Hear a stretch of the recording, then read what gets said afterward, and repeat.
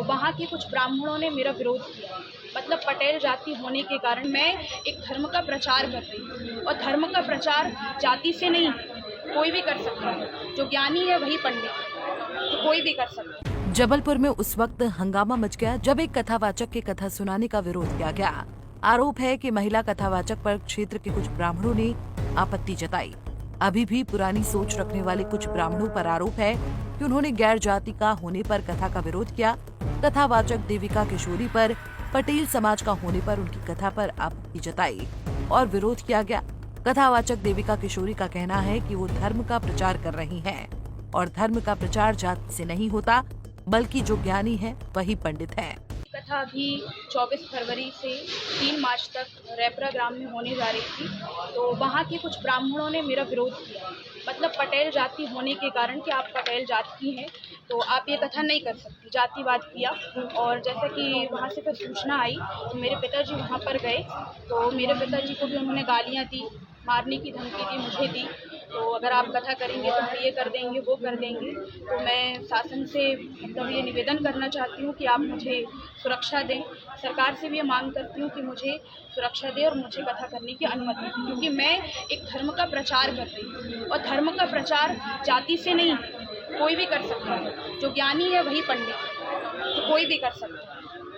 बस मैं इतना ही कहना चाहूँगी, आप लोग मेरा सभी सपोर्ट करें। ग्राम के समस्त लोगों ने विरोध किया है कि कुछ लोग? कुछ ब्राह्मणों ने विरोध किया है।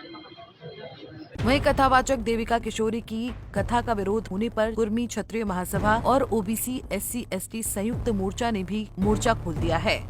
इस कृत्य को उन्होंने मनुवादी सोच करार दिया है और इसके विरोध में पनागढ़ थाने का घेराव कर दिया।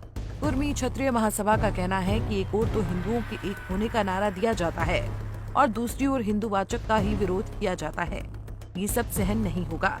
मनुवादी व्यवस्था के लोग, जो मनुवाद 5000 साल से मनुवादी व्यवस्था के लोग, कुछ ब्राह्मण परिवार के लुच्चे लफंगे लड़के, वो धर्म का काम करने के लिए रोक रहे हैं। और एक लोग कह रहे हैं कि कटोगी बटोगी हिंदू एक हो जाओ, भगवा देश में लहराना चाहते हैं, हिंदू राष्ट्र देश में बनाना चाहते हैं, रामराज का राज्य स्थापित करना चाहते हैं। आज हम ओबीसी के लोग, कुर्मी समाज के लोग देख लिए कि ऐसा रामराज स्थापित होगा। ये रामराज स्थापित होगा कि ओबीसी SC के लोग, दलित के लोग और आदिवासी लोग मत कथा सुनेंगे, कथा कहेंगे का अधिकार नहीं है, इनका ऐसा कहना है। तो